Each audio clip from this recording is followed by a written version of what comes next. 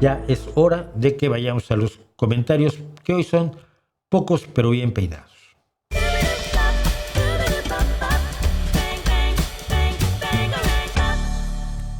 Pues estos son nuestros comentarios temerarios del día de hoy. Déjenme encontrar donde tengo anotados mis respuestas, que está aquí. Y tenemos bueno, si yo pudiera, haría un top 10.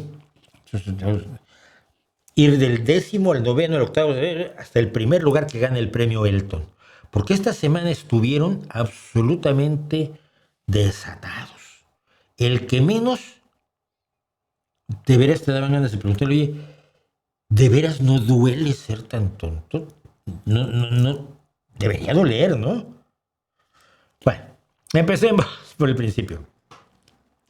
Me dice Tobías Entelme, que me tiene un poco hasta el gorro, te lo digo Tobías, porque tienes una foto de que no es tuya, un nombre que no existe, y entonces ciertas cosas que dices no es elegante decirlas desde la cobardía, ¿no? Hay que tener la presencia, puede uno meter la pata, que yo lo hago con frecuencia, pero de dar tu carita y tu nombre. Bueno, dice, porque él es comentando mi video sobre el veneno identitarista, decía, ¿y el europeísmo qué es sin una construcción meramente identitaria?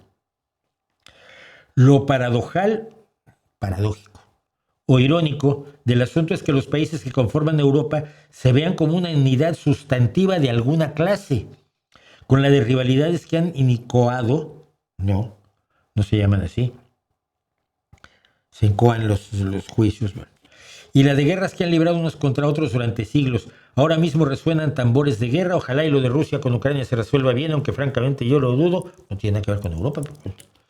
Yo a España no la veo propiamente europea, no sabe que es asiática, la veo ibérica.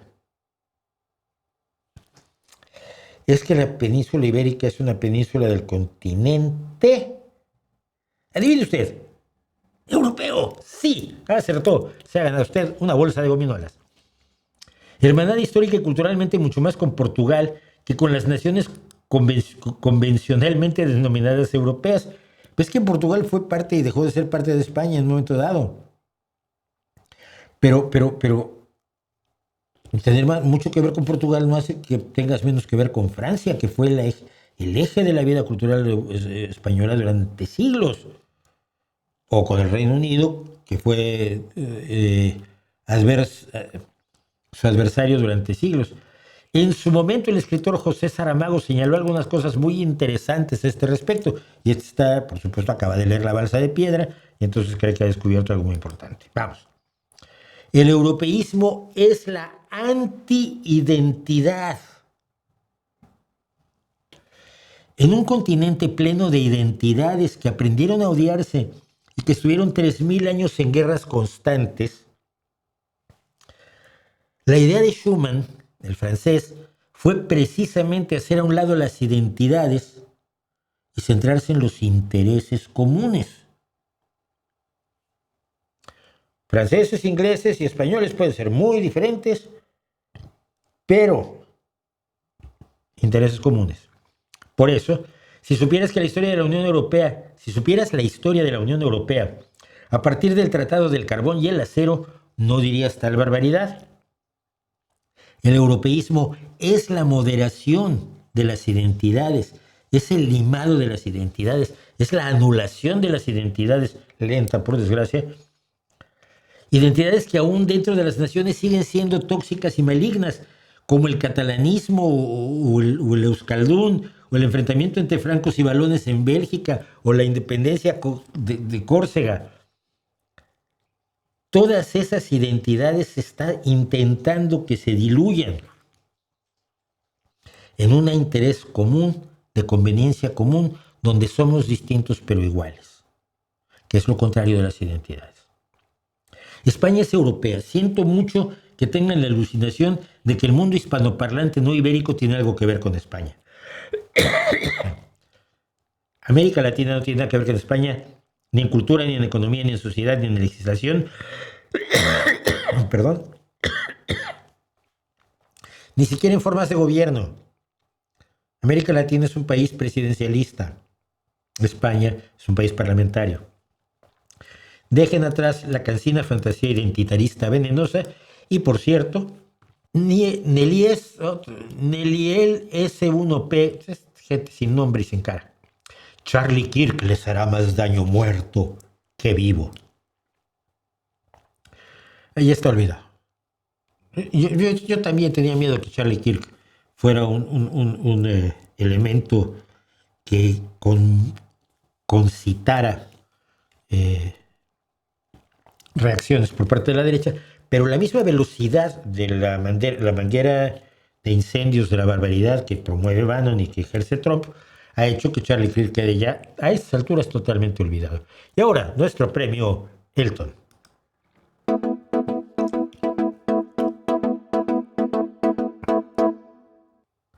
Digo que estuvo muy reñido, pero Jorge Gustavo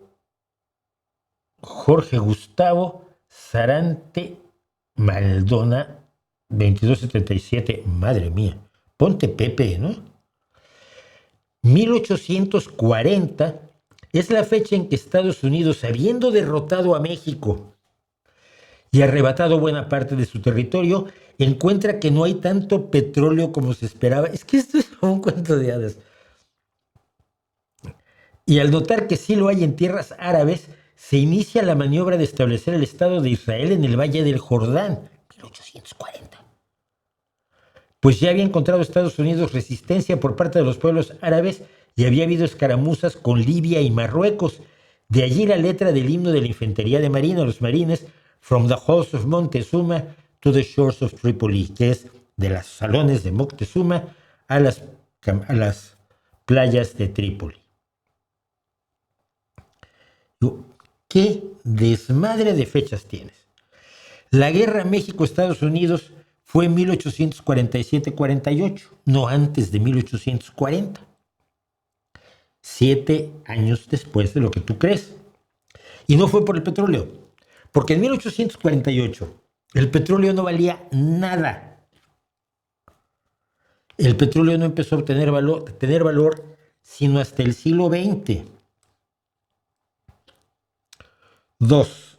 La maniobra de establecer el Estado de Israel en el Jordán comienza con la declaración Balfour del Reino Unido en 1907, del Reino Unido, no de Estados Unidos, que en 1907 no era una potencia mundial, todavía. En ese momento, Libia no existía siquiera, ni siquiera existía. Desde 1835 era parte del Imperio Otomano, estaba dominada por el Imperio Otomano, que no se disgregó sino hasta el final de la guerra en 1918. El establecimiento del Estado de Israel fue votado por la mayoría de la ONU, incluidas la Unión Soviética y sus satélites. A quien te haya enseñado historia, pídele que te devuelva el dinero y luego llénale la cara de dedos. Por cierto, aparte, la línea To the Shores of Tripoli, a las playas de Trípoli, se refiere a la primera guerra de la barbarie, especialmente la batalla de Derna en 1805. Los salones de Moctezuma se refieren a la batalla de Chapultepec de septiembre de 1847, durante la guerra México-estadounidense, cuando los marines tomaron el castillo de Chapultepec con grandes pérdidas. Por supuesto, dice primero From the halls of Montezuma to the shores of Tripoli porque sonaba mejor para la letra y porque evidentemente Moctezuma no tenía nada que ver con el castillo de Chapultepec, salvo porque tenía su zoológico en Chapultepec. Ahí no tenía su palacio, vivía en el centro, el que hoy es el centro histórico de la Ciudad de México. O sea,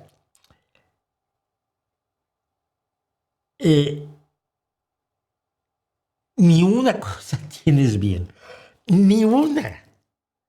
Y eso es una gran hazaña. Hay que reconocérselo a Jorge Gustavo.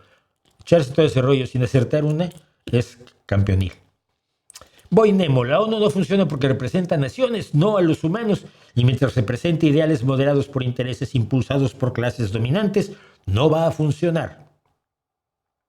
No, claro, las naciones están compuestas por ardillas y robots.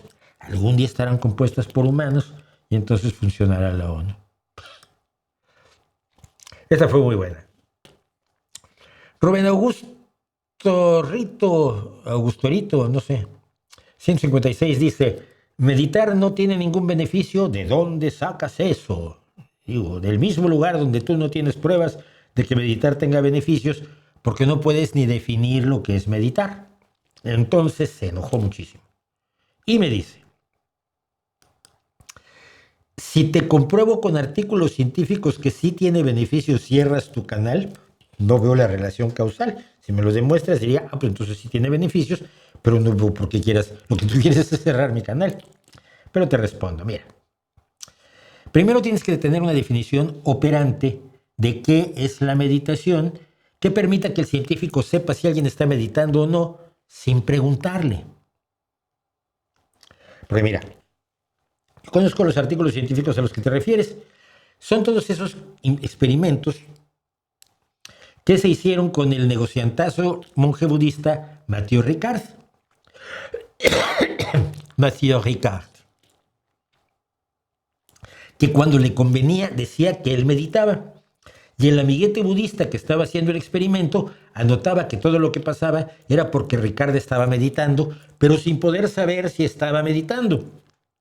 ¿Cómo que era budista? Sí, mira, el que hizo los experimentos se llama Richard Davidson. No solo es budista, sino que es muy amigo del Dalai Lama y no va a hacer nada para tumbarle el negocio al Dalai Lama.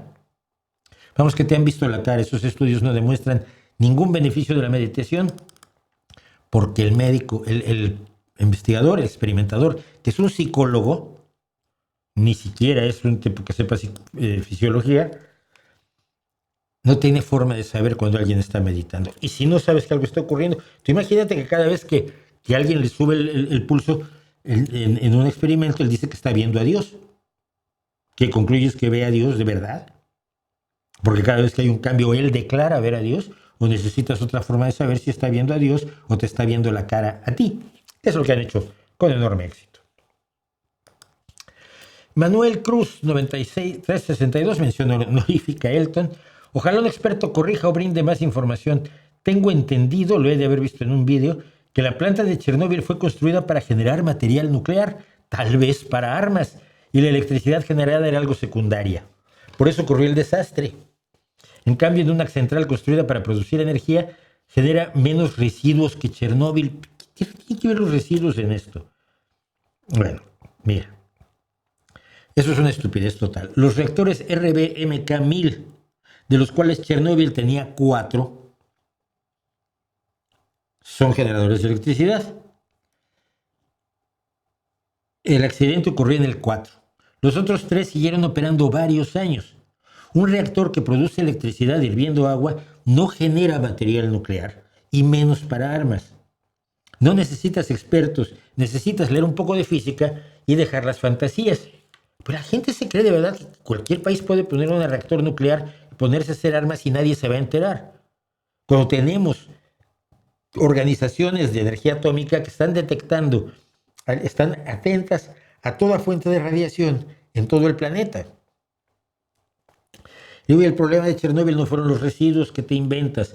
El problema fue que una prueba de seguridad perdió enfriamiento, se fundió el núcleo y hubo una explosión no nuclear que dispersó material de las varillas que alimentan el reactor, el polvo radiactivo, la nube radiactiva que expulsó Chernóbil. Madre mía, qué imaginación. Vídeos y arego. Y si el Estado desaparece o simplemente está pintado y el comercio toma todo el control, esto fue sobre mi crítica al marxismo, y este es el sueño de los anarcocapitalistas, ¿no? Que el Estado desaparezca o está pintado. Digo, si eso ocurre, tienes todos los abusos de la revolución industrial, cuando el Estado permitió la llamada política de laissez-faire o dejar hacer. Explotación, monopolios, pobreza, falta de seguridad industrial, productos de pésima calidad y cero futuro. Cero futuro para toda la gente que no es dueña de las empresas. El Estado, una de las funciones que ha tenido el Estado es moderar la voracidad de muchos empresarios. Yo no digo que todos los empresarios sean voraces, ni mucho menos. Pero con que haya uno voraz le puede joder la vida a un montón de consumidores, a un montón de proveedores, a un montón de trabajadores. Y eso no se puede permitir. Luego, también es que es Otro. Mención honorífica. Elvira Gramajo, 7931. Quien realmente ama a los animales, ojo, realmente, comprende lo que Jane Goodall dijo, y para quienes no aman a los animales, nunca podrán comprender por más explicaciones. Lo siento, pero creo que también tenemos derecho de pensar y sentir diferente y de estar de acuerdo con la científica. Saludos. A lo que nos referimos es a la oposición de Jane Goodall a la experimentación en animales. Ella cree que si yo estoy a favor de la experimentación en animales, no amo a los animales. Mi perro estaría en desacuerdo contigo, y mi anterior perro y todos los perros que me han hecho el favor de acompañarme en la vida. Y que son mejores personas que muchas personas. Pero hago una pregunta. ¿Juras nunca usar ningún avance obtenido mediante la experimentación animal? No contestó. Y hubo otra persona que dijo exactamente lo mismo. No, que la experimentación animal muy mal. ¿Vale? ¿Juras no usar nada que sea producto de esa horrorosa inmoralidad? Tampoco me contestó. No sé por qué. Y finalmente otra mención honorífica. Es que está de menciones honoríficas de esto hoy. Me gustan mucho las preguntas que sean positivas y generen conocimiento más que esto. Sobre la farsa del globalismo que hice, sobre las tonterías que dice el AGE, algunos errores. En la práctica, el liberalismo es el modelo que más personas ha sacado de la pobreza. No existe tal cosa como el neoliberalismo. Mira, el liberalismo es la libertad absoluta de hacer negocios. Esa no saca a nadie de la pobreza. O sea, vamos a ver, algunos errores tuyos. El liberalismo, que es una política económica, no ha sacado a nadie de la pobreza. Su objetivo es crear riqueza para el empresario y pobreza para el trabajador, pagar lo menos posible al trabajador. Es un principio del liberalismo. Tú negocias a pagarle lo menos posible. Él ya negociará para pagarte mucho. Perdón, para que le pagues mucho. Por eso impides el sindicato, porque en el sindicato ya si todos piden que les pagues mucho, pues ya te presionan más.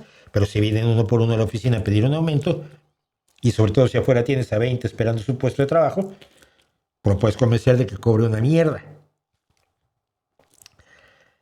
Lo que saca a la gente de la pobreza son las políticas sociales, sobre todo las socialdemócratas, que distribuyen una riqueza que de otro modo se concentraría sin equilibrio en un solo lado, en el del empresario. Segundo, sería bueno que trataras de discutir esa idea de que el neoliberalismo no existe con el señor Milton Friedman, que es uno de los grandes maestros, líderes, gurús del neoliberalismo, que en el 17 de febrero de 1951, en la revista Farmand, publicó El neoliberalismo y sus perspectivas. Esto lo saqué del depósito de trabajos del propio Milton Friedman, que habla sobre cómo es necesario otra visión del liberalismo, el neoliberalismo, que años después es el que nos enchufarían en los años 70 y 80 brutalmente Thatcher, Reagan, Salinas y su banda. Así que tú discute con los reyes del neoliberalismo que el neoliberalismo no existe. Y por cierto, gracias a esto entiendo que no uses tu nombre, pero te das cuenta que estás haciendo el más absoluto ridículo. Y esos fueron los comentarios de hoy. Gracias por escucharlos.